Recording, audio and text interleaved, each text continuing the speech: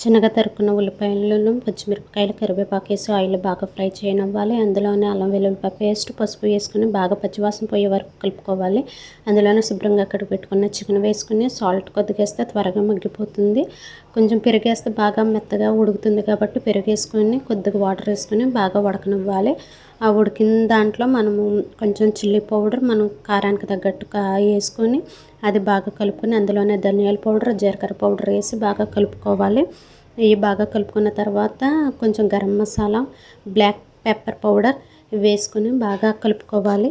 ఇది బాగా దగ్గరికి అయినాక మనము ముందుగా వేరేగా ఫ్రై చేసుకున్న పచ్చిమిరపకాయలను మళ్ళీ జీడిపప్పు వేసుకొని కొద్దిగా కొత్తిమీర వేసుకొని బాగా కలుపుకోవాలి.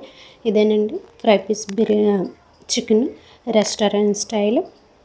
ఇది మనం బగారా రైస్తో కలుపుకొని సర్వ్ చేసుకుంటే చాలా టేస్ట్గా ఉంటుంది. Thank you for watching.